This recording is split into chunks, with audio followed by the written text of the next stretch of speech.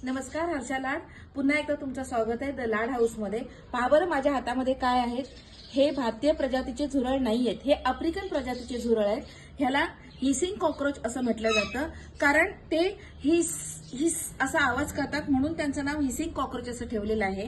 यांचं आयुष्यमान हे 1 ते 5 वर्षापर्यंत हे जगू शकतात. आणि हा माझ्या हातातला आहे मेल आणि ही आहे फिमेल.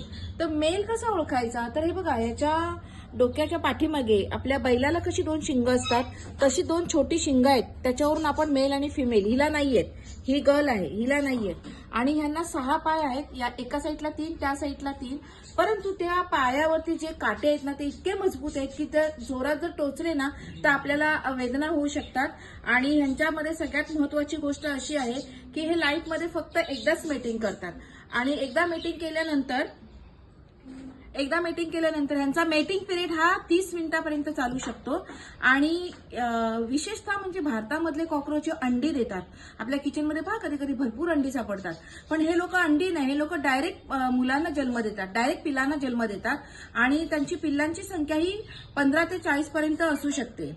तर याबद्दलची, आणि हा जगातला सगळ्यात मोठा कॉक्रोच म्हणून त्याची गणना केली जाते. हे तुम्हाला माहीत असावं, हा व्हिडिओ तुमच्यापर्यंत पोहोचावा म्हणून मी वेगवेगळ्या प्राण्यांची वेगवेगळी माहिती जी स्वतः मी आत्मसात केलेली असते, म्हणजे कुठल्या पुस्तकात वाचून नाही की जे पुस्तकातून रट्टा मारून जे असं तसं नाही, तर मी हे स्वतः अशी काही माहिती जमा करते, त्यांचं निरीक्षण करते आणि डायरेक्ट तुमच्यापर्यंत पोहोचवण्याचा मी प्रयत्न नेहमीच करत असते.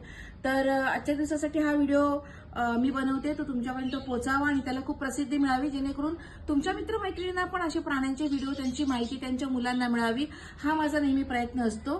तर बघा, हिला थोडी आतून हिची बॉडी दाखवते. तो बॉय कुठेतरी उन्हाळ्याला गेला असेल. गर्ल बिचारी शांत आहे, ही शांत आहे, मानव जातीतली असेल असं मी सांगत नाहीये, पण ही तरी शांत आहे माझी. आणि तो बॉय कुठेतरी उन्हाळ्याला गेला असणार आहे, इकडे पाठीमागे खेळतोय माझ्या पाठीमागे. जय हिंद, जय महाराष्ट्र. हर्षा लाड, वसई पूर्व, मधुवन.